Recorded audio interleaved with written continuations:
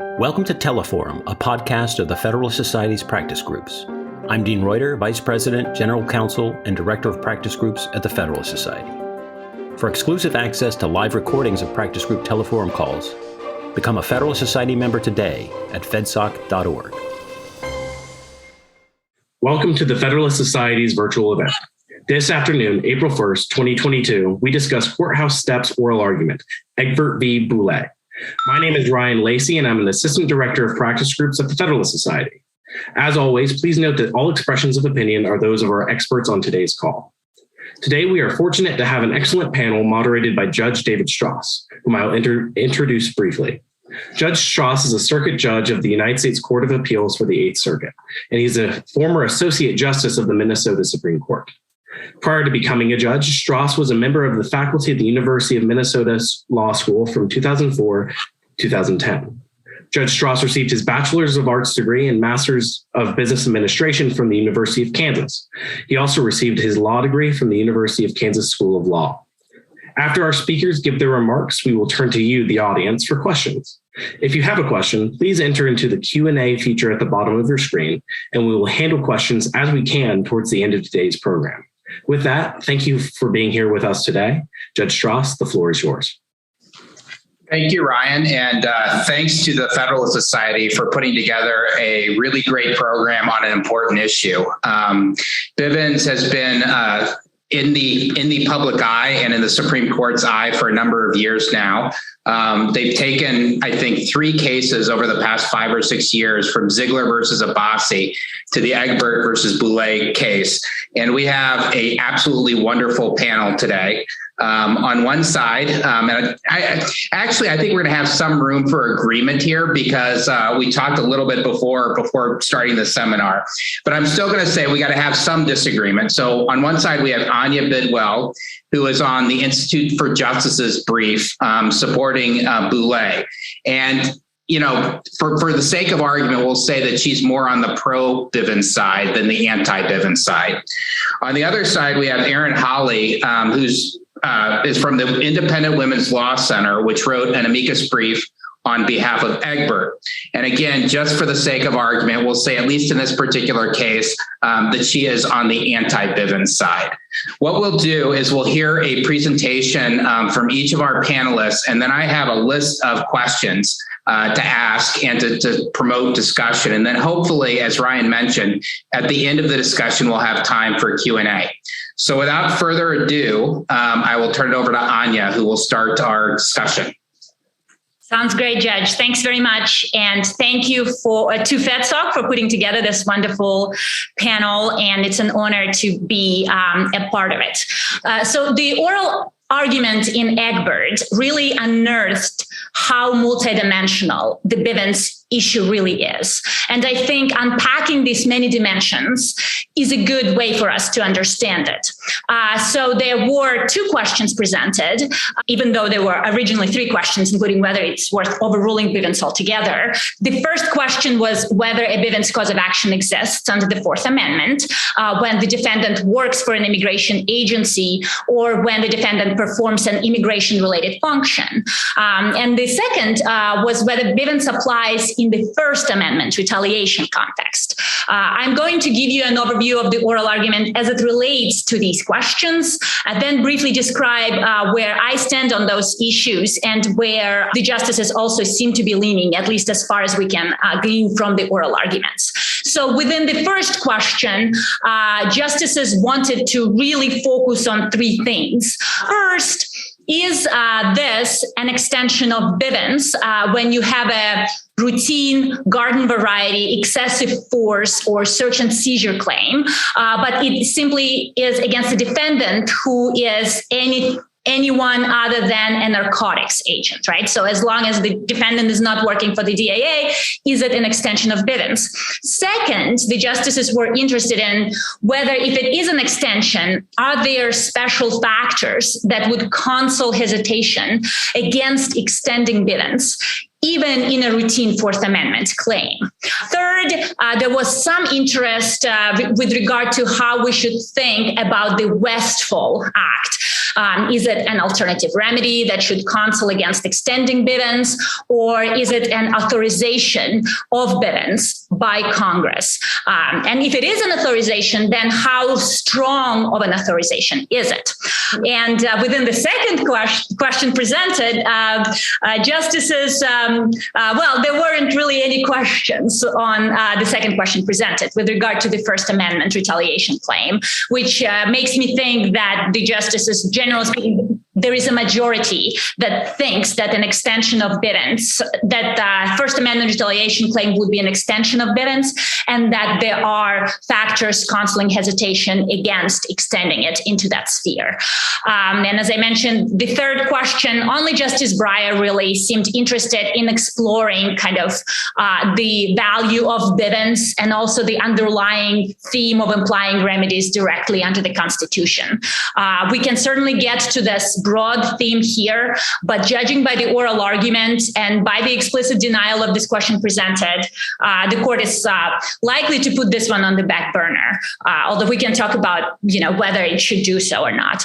So with respect to the first question presented, petitioner in Egbert took a very hard line on Bivens, harder even than the government, which also argued in the case as an amicus. According to the petitioner, even a routine Fourth Amendment claim involving someone other than a narcotics agent is an extension of Bivens. And since extensions are disfavored, it should not be permitted.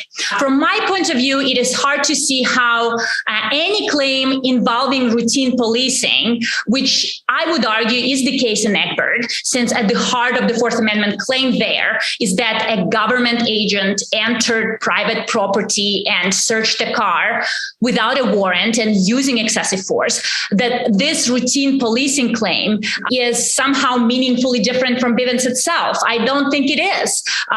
There is no highly ranked officer like the DOJ officials in Abbasi. The constitutional right at issue is not different. We're talking about the Fourth Amendment claim. There is plenty of judicial guidance on excessive force and search and seizure cases.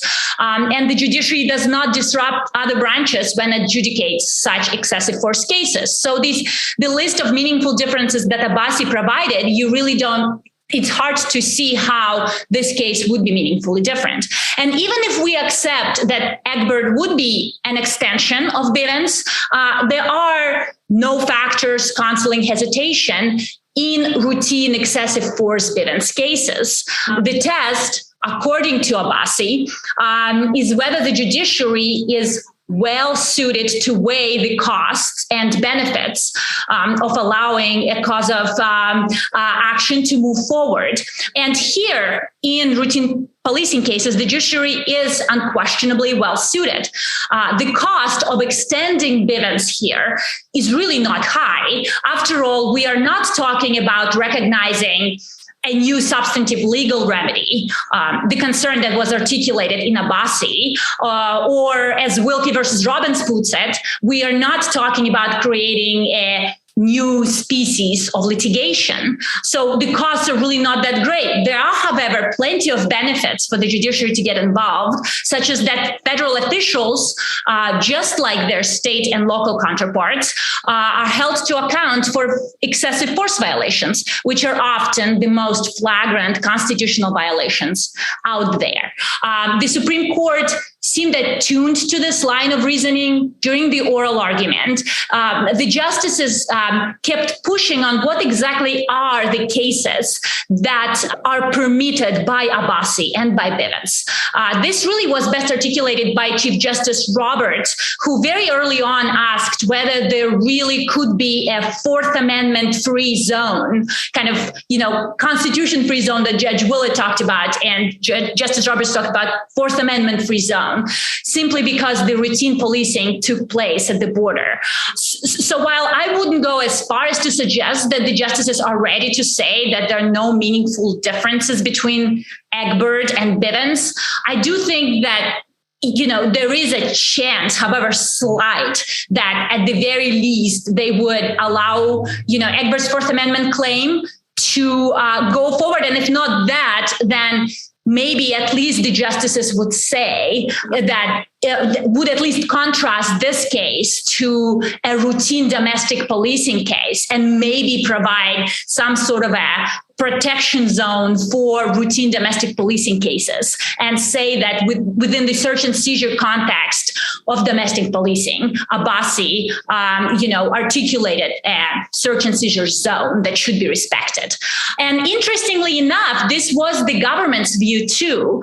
During the oral argument, the Solicitor General's office conceded that Bivens should not be allowed in many such cases. For example, in a response to Chief Justice Roberts' request to provide an appropriate Bivens scenario, the government said that, in a case involving an FBI agent or an agent of the Park Police or the Marshal Service, that would be a routine domestic search and seizure claim or excessive force claim. So I do feel like there is a room here for some positive Bivens law being made. And I will just briefly touch on the Westfall Act question and then pass it on to Erin. There are some questions about the FTCA and the Westfall Act. The focus was very much on whether the FTCA is the type of an alternative remedy that should counsel hesitation in extending Bivens. And the response by Boule's counsel, I think, was exactly spot on. Carlson versus Green specifically says that Congress made it crystal clear, and that's words from the Supreme Court's opinion, that the FTCA is a complementary remedy to Bivens, not a substitute. And we also have congressional comments during the 1974 amendments to the FTCA to show for it, where the Congress specifically talks about these causes of action being counterparts. And in addition, we have the Westfall Act itself, right? The Westfall Act made the federal court remedy against the United States government exclusive, but it exempted constitutional claims against individual officers, which is essentially a codification of Bivens. Importantly, Congress in 1988, when it codified Bivens, legislated against the backdrop of the Supreme Court cases, which at that point acknowledged a Bivens cause of action, even in cases like involving First Amendment retaliation, right? Harlow versus Fitzgerald, for example. This case is known for creating a modern day standard for qualified immunity, but at the time, what would have been clear to any legal observer is that Bivens is so well established that federal officials were on par with state and local officials when it came to constitutional accountability. And, Butts versus Economist specifically talked about this. So this meant that Congress could prohibit suits against federal officers in state courts, which they did in Westfall Act. They cut off that common law remedy, right? And you would still have this individual remedy against these officials in federal courts. Importantly, even in Hernandez versus Mesa, the Supreme Court acknowledges that Congress left Bivens where it founded it in 1988. And in 1988, Bivens was much stronger than what counsel for petitioners is asking for here.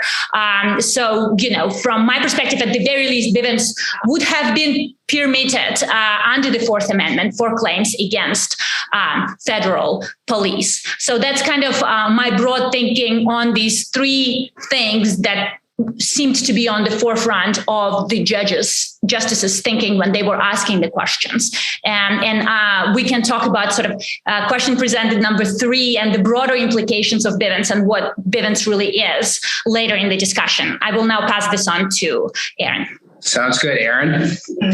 Thank you so much, Judge Strauss. Thank you to FedSoc and to Anya for that great presentation. There is a lot of agreement and also some disagreement, which is good for this sort of panel. And I wanted to set, I'm sure many of you know, but I wanted to set this case just sort of in its context for 2 reasons. 1, because it's fascinating, and 2, because under the Supreme Court's precedent, this context is directly relevant as to whether Bivens Bivens should be extended. So if we look at the context here, Respondent Boule is a U.S. citizen. He owns and runs the Smugglers Inn. Some might say sort of hiding in plain sight. The Smugglers Inn is a bed and breakfast. His property abuts the Canadian the Canadian border. So it's right across from the Canadian border. This town is known to be a place for drug smuggling, people smuggling, those sorts of things. And the bed and breakfast itself is known to, or at least suspected of that sort of conduct. The respondent here, he drives a car with the smuggler license plate tag.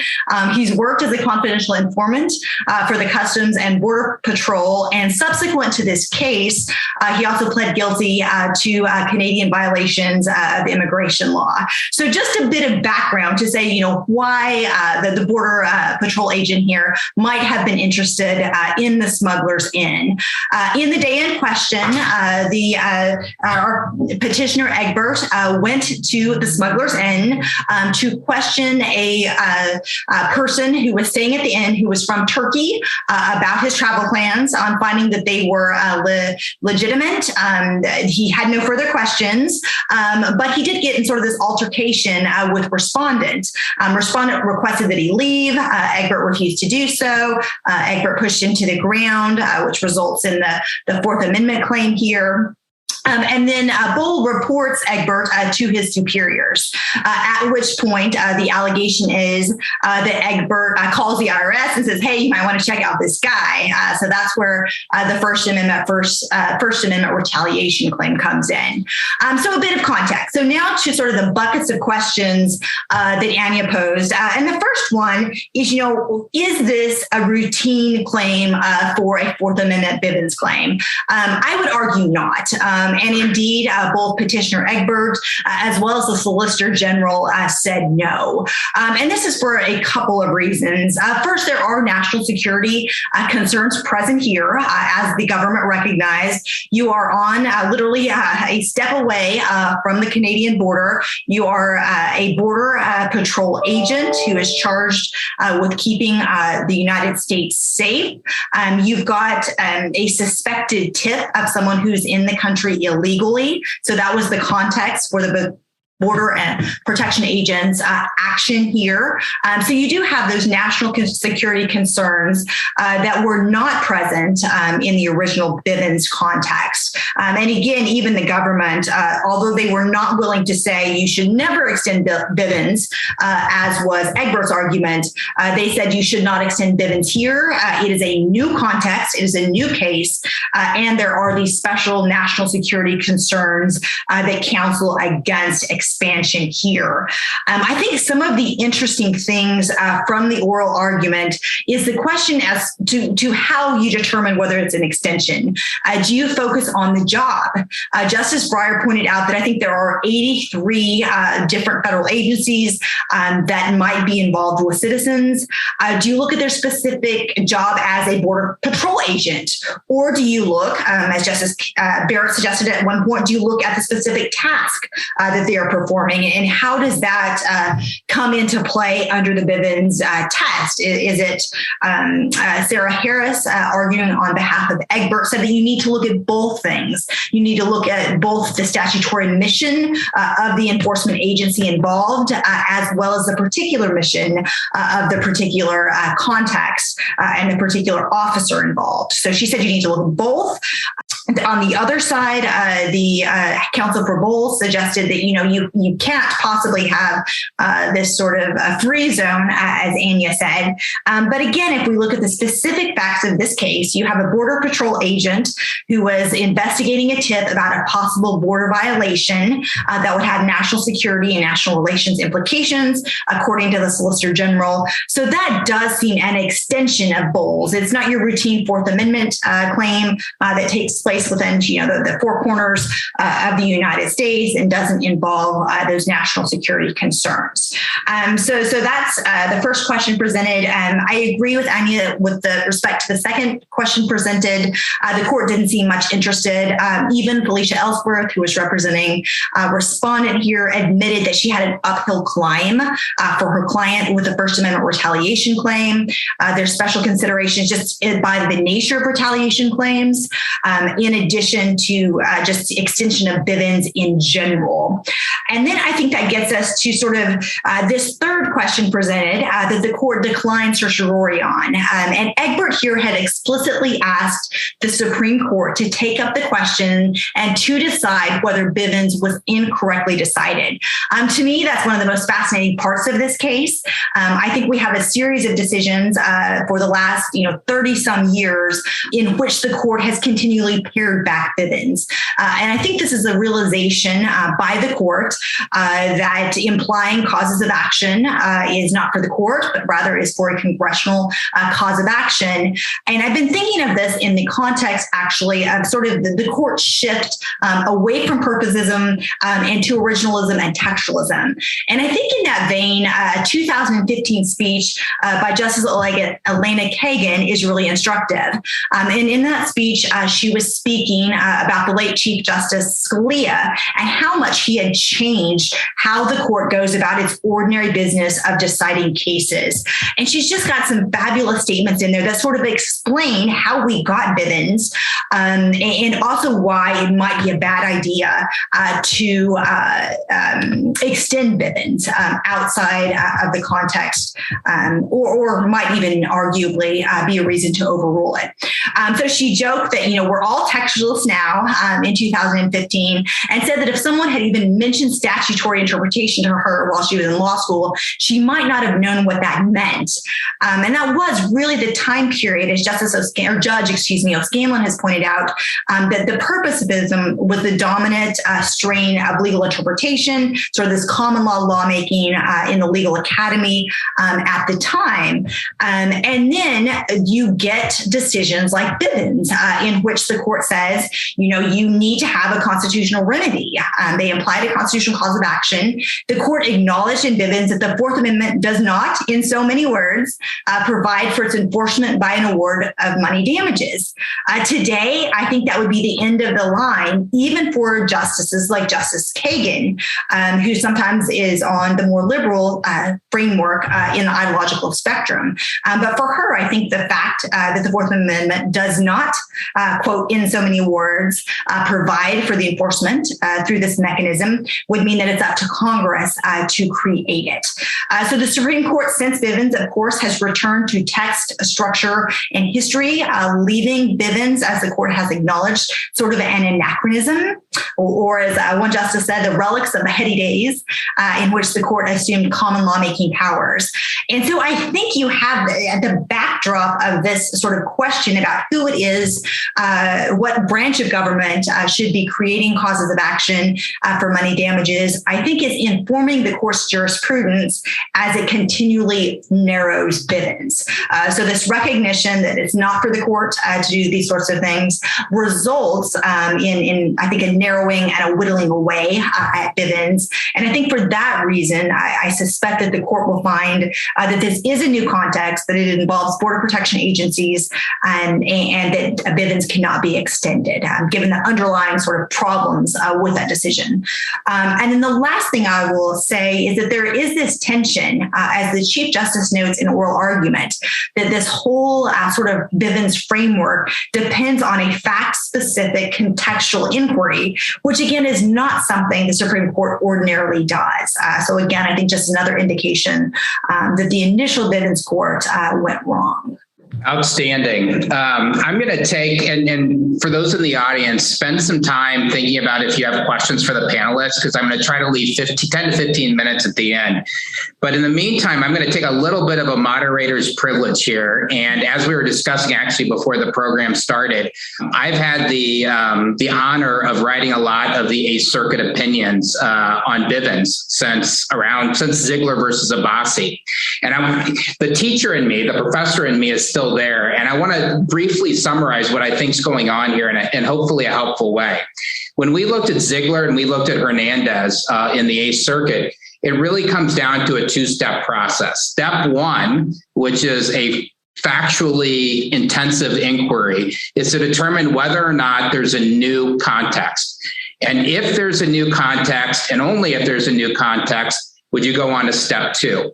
If it's an old context, and there's three contexts here, there's Bivens, which was a Fourth Amendment claim, and obviously the facts matter, but we can get into those later. Carlson, which was a cruel and unusual punishment claim, and Davis, which was a sex discrimination claim under the Fifth Amendment. So if it falls into one of those categories, you're not extending Bivens, and the Bivens claim lies.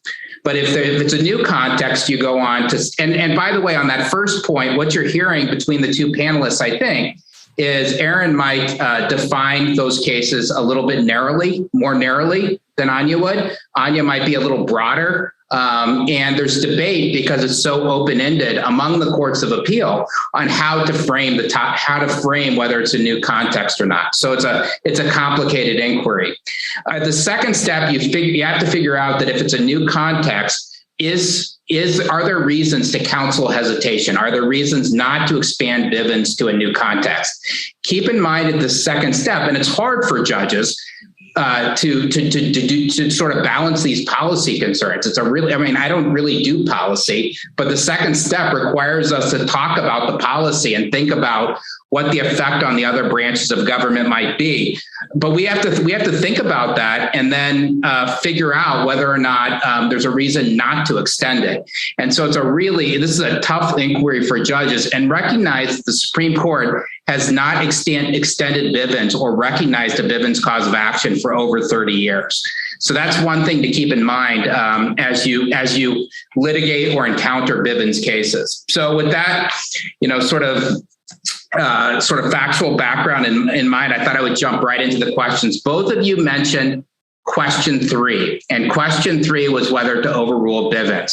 What the court's been doing over the past 30 years, and particularly lately, is taking individual cases out of the circuits and saying uniformly, this is a new Bivens context, and we're not going to extend it. If that's what they've been doing, why not just take the issue that was presented and on a silver platter to them, which is whether to overrule Bivens? And either one of you, Anya, do you want to go first?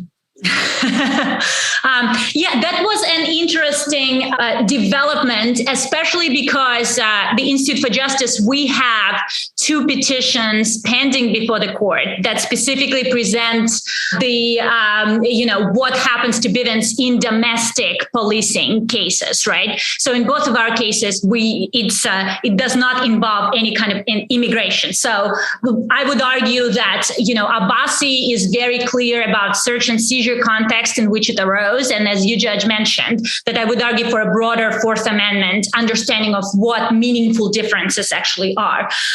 So I do find it interesting that the question presented, that the court did not accept the question presented. They're clearly saying that they are not interested in overruling Bivens. From my perspective, and I think my own colleagues would depart with me on this. Part of me thinks that at least if question 3 is presented and somehow the court wants to go into that direction, right, and explicitly state that Bivens is now overturned and is no longer good law, then there will be much more clarity with regards to what to do with federal officials. You will essentially no longer have any kind of constitutional accountability for them, and you would have for state and local officials under Section 1983. So perhaps that would at least be a catalyst for Congress to do something about this. Because, if Bivens continues to be whittled down at, but continues to technically be on the books as good law, that creates an unhelpful uncertainty. So the Supreme Court really needs to, draw clear lines, provide clear guidance. If it retains Bivens, it needs to make it clear how and in what situations, with broad rules, not just fact by fact. Hernandez was immigration related this way and Egbert is immigration related that way. It's really hard then for lower courts to interpret it and for, plaintiffs and defendants to understand. So it needs to either do that or overruling it, which I don't think they will do here since they explicitly denied question present number 3 would still be, would also be helpful because at least there will be then no doubt what the heck the court means by, having a Bivens cause of action alive. And that would too present then questions with regards to the constitutionality of the Westfall Act, right? Because the Westfall Act is taking away the common law remedies that plaintiffs had for violations of individual rights historically since the founding of this country, right? So the Westfall Act is taking away those individual remedies. And now, if Bivens is not read, if Westfall Act is really not allowing any Bivens claims and Bivens is no longer good law, then perhaps the Westfall Act is unconstitutional all by itself. And we need some sort of ability to sue federal officials for violations of individual rights, as we were able to do at the founding. So there will be other questions raised if Bivens is overruled, but that's just, my 2 cents on the matter. And as I said, my colleagues and I, we vigorously disagree on that. So if one of them were doing this webinar, they would say, no, never. So just my view. Yeah. I think those are all great points. And it's interesting to think about why the court didn't take it, because I would suspect that there are at least 4 justices who think as an initial matter that Bivens is wrongly decided. And indeed, as we've seen over the last 30 years, as Judge Strauss said, the court has refused to extend Bivens ever, or even to affirm a Bivens case. So there's this real narrowing of Bivens to these specific cases, maybe to these specific fact patterns. And I think sort of as Anya hinted at, as a way of sort of developing the law, it's not very satisfactory for either plaintiffs or defendants or federal court of appeals judges and district court judges who are left sort of struggling with, is this the same fact pattern? It's really the case that only the Supreme Court can answer that. So I think all of these are reasons that the court should take a hard look at whether the Bivens should be overruled. I think it's out of step with current Supreme Court doctrine and precedent and how the court interprets the Constitution. But I agree that in this case, since they specifically declined the question presented, that they're unlikely to reach that question.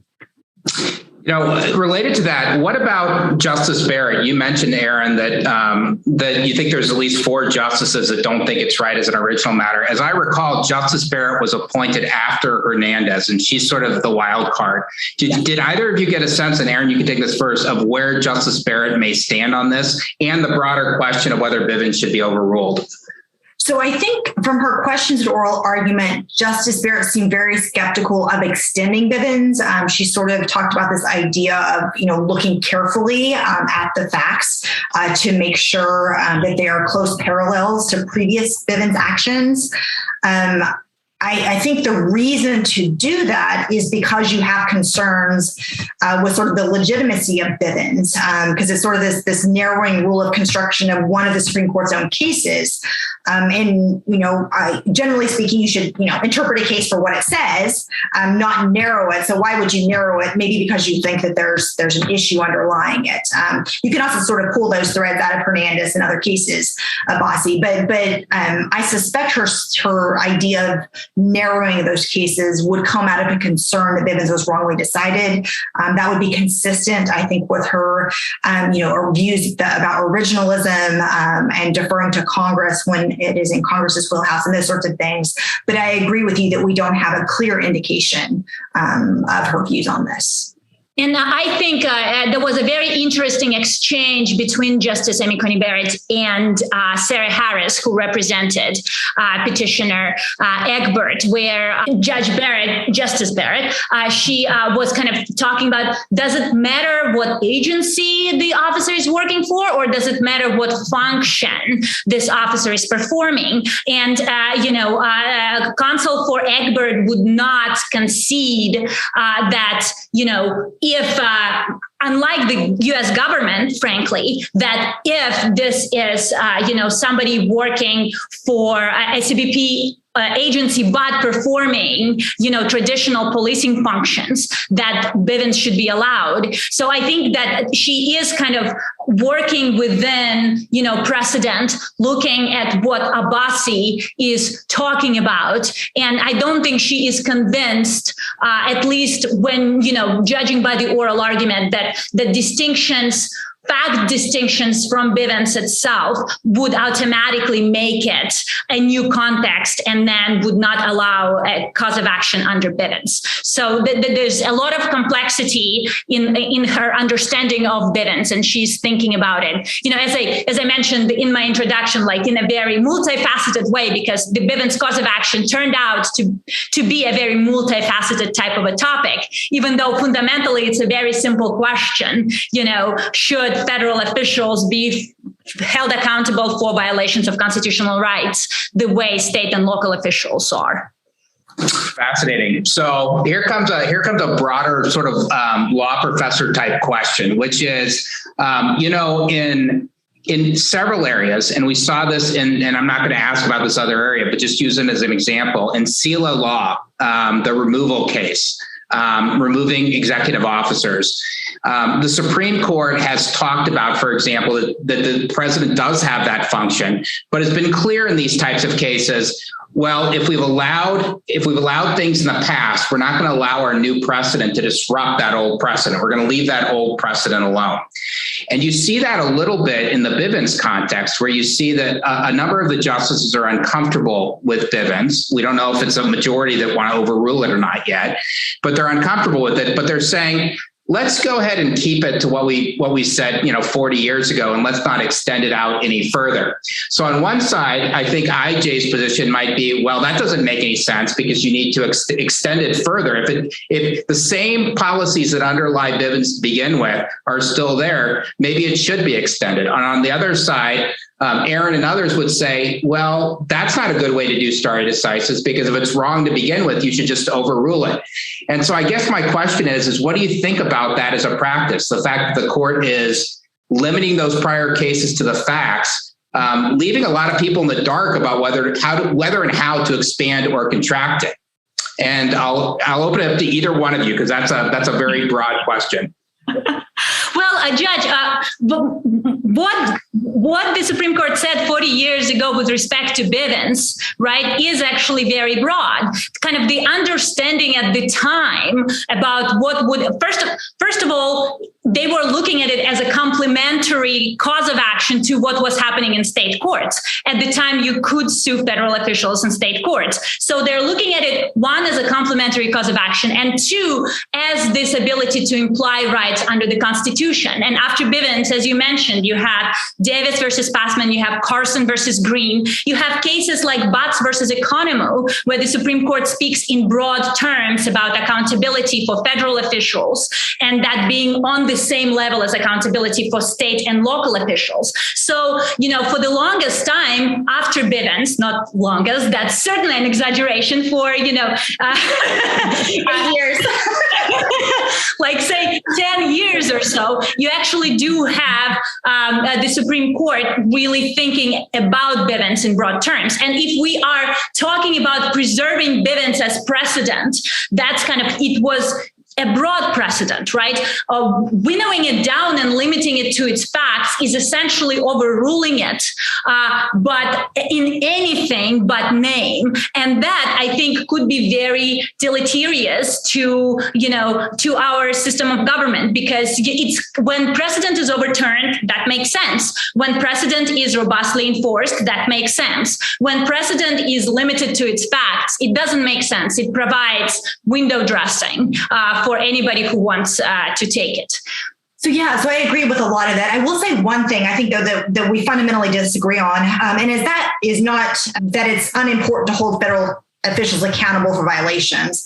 That's undoubtedly true. But I think the question is who should create those causes of actions and what should they look like? I think Bivens erred because it allowed the Supreme Court to create a cause of action rather than delegating that or leaving, I should say, that authority with Congress where it belongs. So the question is not whether federal officials should be held accountable, but rather who should do that holding accountable. With respect to overruling precedent, I think that's a fantastic point. And if you look at a number of the Supreme Court's recent cases, I think about the Smith case, Fulton, which narrowly, upheld Smith, but did so in a way that severely limits that case. And also, if you look at Kaiser versus Wilkie, that was a case in which the Auer doctrine was in question, and a lot of people thought that the Supreme Court was going to overrule Auer, which requires agencies or requires courts, I should say, to defer not only to agency interpretations, but to agency interpretations of their own regulations. And a lot of people thought that was just crazy and that the court would overrule it. But what the court does is come up with this multi-factor test that, as Justice Gorsuch says in dissent, is really a zombified version of Auer. And I agree with Anya, it's deleterious to the justice system. And when we have these upholding of cases, that is in many ways overruling or limiting a case to its facts. So I think the court often writes in bold strokes and says this is wrong or right. But recently the court has also taken to limiting cases, I think, to preserve them, but in a way that departs from, I think, a fair reading of the initial case. And I think, go ahead. Yeah, I would just like to briefly respond to Erin, because I think there is an interesting discussion to be had here with respect to the Westfall Act, right? And kind of what is it that Westfall Act authorizes? Because if the issue is that Congress, needs to speak with respect to the cause of action, then the Westfall Act, and the Supreme Court has acknowledged it, authorizes a Bivens cause of action. I think I have it rated down like the exact language here. Yeah. A civil action against a federal employee, which is brought for a violation of the Constitution of the United States, right? So the Supreme Court has acknowledged this as a Bivens cause of action. It was passed in 1988, right? And the question is, how broad of a cause of action was Bivens in 1988 when Congress passed the Westfall Act? And I think that in 1988, it was a very robust cause of action. I know Justice Alito would disagree with me. Scalito, that's interesting. I know that Justice Alito would disagree with me, right? But in 1988, Bivens was much more robust than than how we look at it today. So there is that aspect of it. And then, of course, there is this whole thing about, whether Bivens is policy or whether Bivens is the manifestation of original intent, right? There is this famous case, the Apollon by Justice Story, where he talks about how it is the job of the judiciary to see whether the law was violated and then to order a remedy if it was, and that it's the job of Congress then to worry about chilling effects and things like indemnification. And, Bivens in many respects is about enforcing individual rights, as we have always been able to do at the founding. And if the Constitution simply provides the Bill of Rights and lists them without intending for them to be enforced, then it does seem like the Bill of Rights is simply an empty promise if we are not looking at it as the law, but waiting for Congress to provide a cause of action. That's a broader argument, sort of in terms of, whether we even need for Congress to speak on this. But even if we do, I would argue that Congress did speak about it, and it spoke about it in 1988 when Bivens was still very strong. All right. I'm going to move to some questions from the audience. I promised I'd do it with about 15 minutes to go, and here we are. It's gone by quick. I'm going to ask the question. This came up in a case that I was on, so I'm going to ask the question and not comment any further, but I think it's a good one. How will any ruling on Bivens affect law enforcement officers who are sworn both to state and federal law? They're dual officers, and it's not always clear whose authority those officers are operating under. Yeah, I'm happy to take it on, Erin, if you'd like me to. That's a very interesting question, and kind of really puts this issue of dual track of constitutional accountability front and center, because the way the lower courts have been reading it so far is that so long as you have, a state officer or a local officer on a task force with a federal officer or deputized by the U.S. Marshal, even if that officer is performing functions that are related to his, work as a state officer or a local officer, that officer can still take advantage of the Bivens regime, which means that it's much more difficult to sue that officer. So this two-track constitutional accountability in a way makes Bivens into a loophole where even those who are subjected to 1983 accountability, like state and local officials, can basically say, forget about this one. We now are in Bivens territory, and anything is meaningfully different from Bivens, and you can't sue us. So that's kind of an interesting situation. And at the very least, if you're a task force officer, you should be subjected, to both 1983 and Bivens, right? And 1983 should not be excluded. And if it is, then the Bivens issue is even more pronounced and urgent because it's such an easy way to escape accountability, even under Section 1983. Karen, anything to add? No, it's really interesting. I've not thought about this. So yeah, it's really interesting. I think it brings up sort of Justice Barrett's questions about whether you look at function or whether you look at sort of the job title. And I don't know. I don't think that came up in oral argument, the dual positions, but that is something that would be relevant, I think, to that discussion. Yeah, I can tell you that we had a cross petition in one of our cases to the Supreme Court involving specifically this question, and it was denied. So it's interesting for all of us, maybe not interesting for the Supreme Court, at least not yet. So another question is, and this actually mirrors a question that I had, which is why I'm asking it.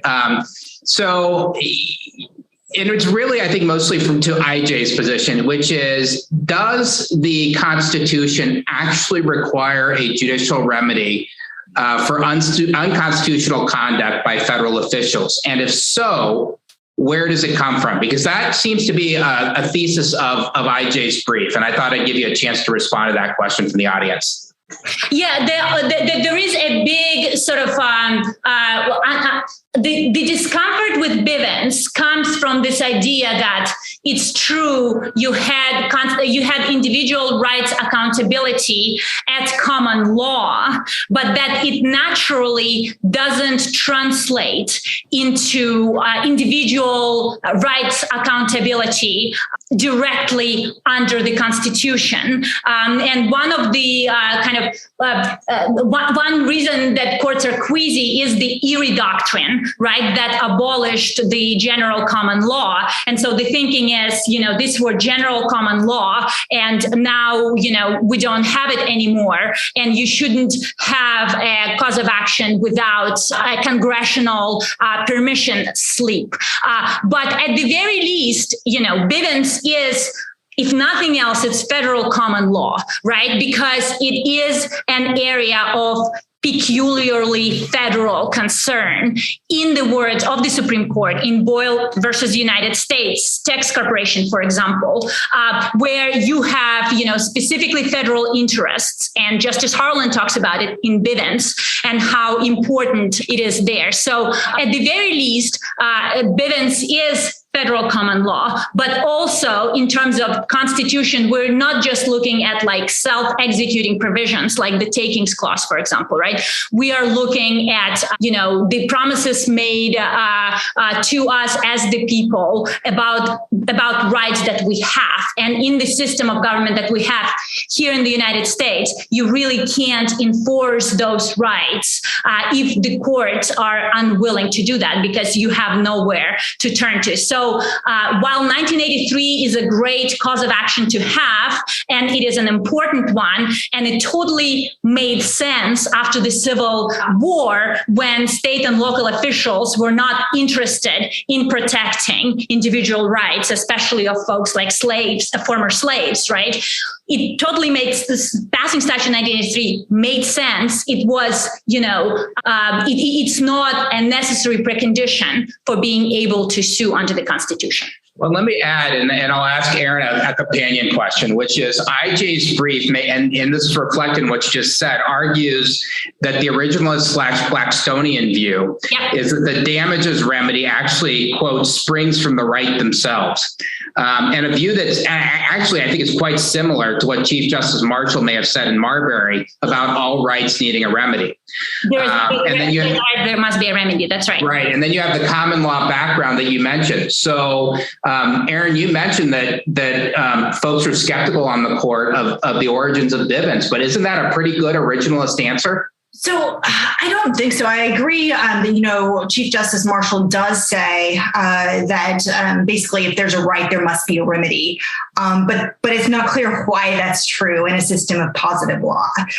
So the system implemented by the founders was quite different from common law. At common law, you had judges who were actually discovering rights.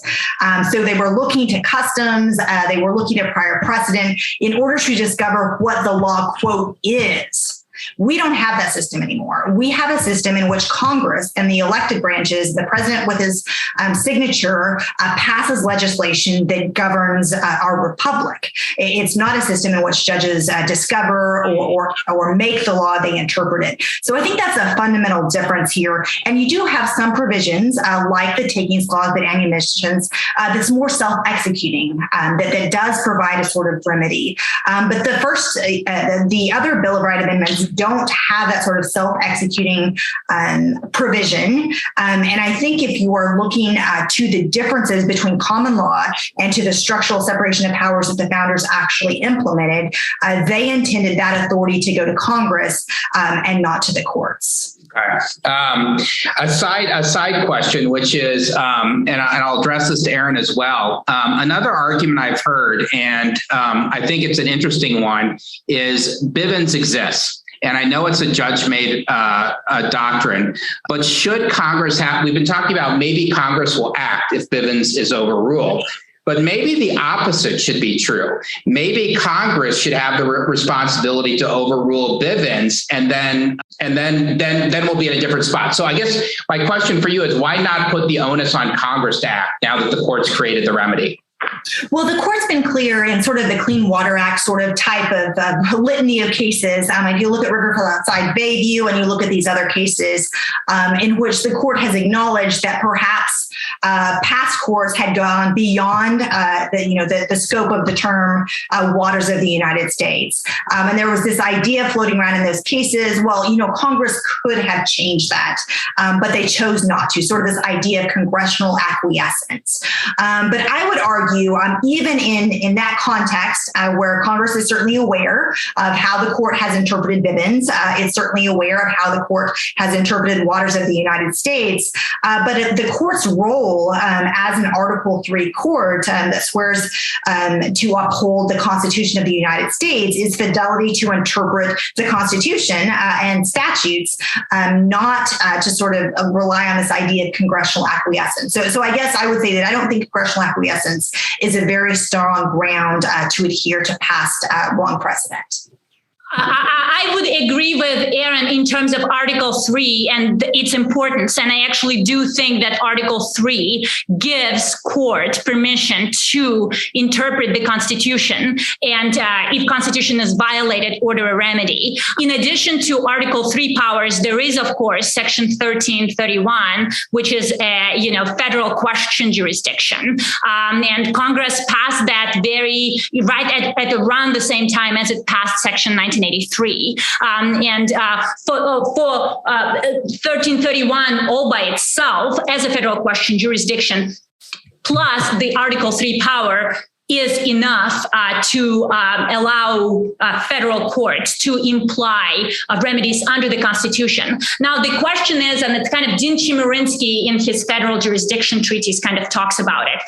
It's sort of what is the source of power for Bivens? Because if Bivens is federal common law, then what you say, Judge, is true, right? Congress can actually come in and specifically say Bivens is no longer, a cause of action that we permit. But if the source is coming specifically from the Constitution, then Congress would not be able to do that because, that would actually violate the separation of powers. Okay. Did you want to add something, Erin? No, that's just really interesting. So I think what Anya is saying actually is that it is unconstitutional for the court to overrule Bivens, which is I don't think I agree with, but it's interesting. It is constitutional for the court to courts to overrule Bivens. Right. No, I am saying that Congress wouldn't. If you agree that Bivens is federal common law, then Congress can certainly come in and overrule it. But if you agree that Bivens actually is Article 3, 1331 powers, then Article 3 powers, just inherently you can order remedy under the Constitution. Then Congress can't overrule it. All right. So getting back to the Egbert case, we've talked about some broader things. This arises in a unique context. So I have two questions that are both related. So I'm going to ask them as we're running out of time. First of all, how much do you think that the court's interest in this case stems out of the fact that we're at the border, within 25 miles of the border, and you have sort of these national security type interests, or at least border interests, playing a role? And then the second question is, and this is from an audience member, what significance will this case have for other types of situations? For example, think of policing at an airport, policing at a train station, policing in ports, all of those types of things. Anya, I'll let you go first on this one. Yeah, I do think that's why it really is important to not look at Bivens in a, fact by fact situation. That's just bad practice, right? It shouldn't. What should matter is what kind of a function the officer is performing. So in Egbert, I would argue, and I know Erin disagrees, but, I would argue that the officer is performing a, very standard Fourth Amendment routine, excessive force search and seizure function. And that should go under Bivens and not be meaningfully different from Bivens at all. Erin might disagree, but at least that's a productive route to take compared to looking at,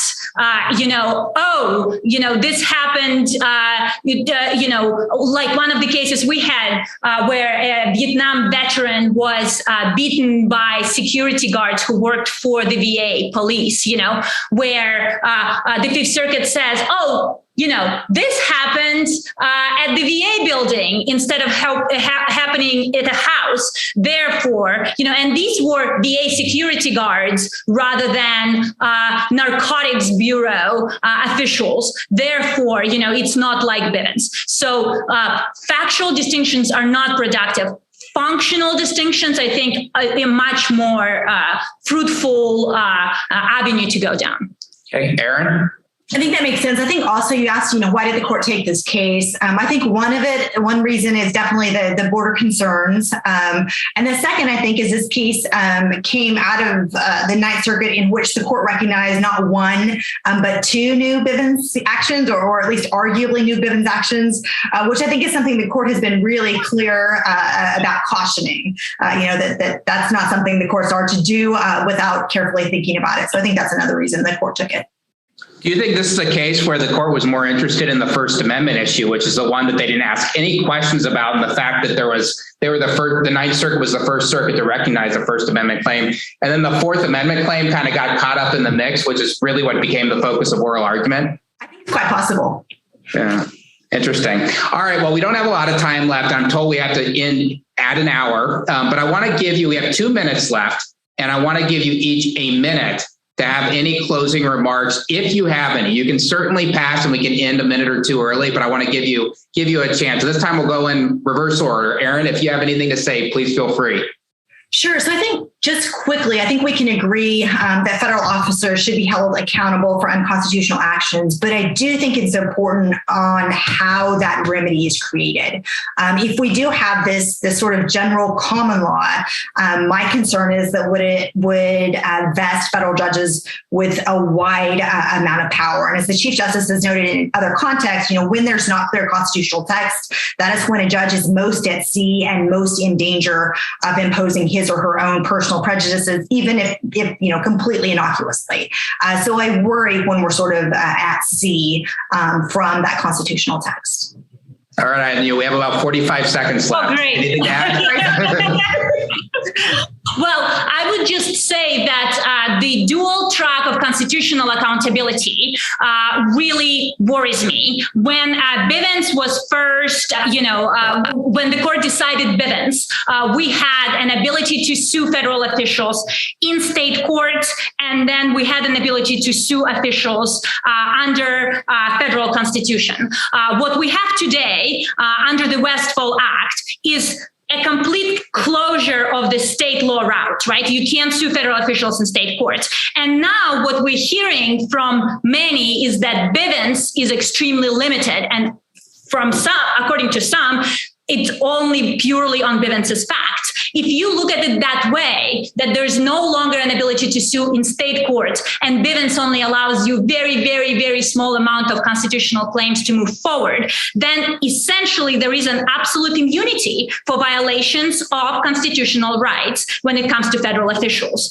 And then you couple that with this task force U.S. Marshals situation, where it's extremely easy to go under the Bivens regime. And what you see is not just a two-track system where federal officials can be sued, is that state and local officials can also take advantage of that and not be sued as well. And finally, qualified immunity is still there. Let's not forget about that, right? That both when it comes to federal officials and state and local officials, you have qualified immunity to overcome as well. And that is very far from the promise of where there is a right, there must be a remedy. Thanks to both of you. I learned a tremendous amount. Despite being one of the resident Eighth Circuit experts on Bivens, it was an outstanding program. And I just want to say how much I appreciate your participation. Thanks to everyone in the audience as well. Thank you to our panelists and our moderator. On behalf of the Federalist Society, I wanted to thank our experts for the benefit of their valuable expertise today. And I want to thank you, the audience, for joining us and participating. We welcome any listener feedback by email at info@fed-soc.org. And as always, keep an eye on our website and your emails for announcements about upcoming webinars and events. Thank you all for joining us today. We are adjourned. Thank you for listening to this episode of Teleform, a podcast of the Federalist Society's practice groups. For more information about the Federalist Society, the practice groups, and to become a Federalist Society member, please visit our website at fedsoc.org.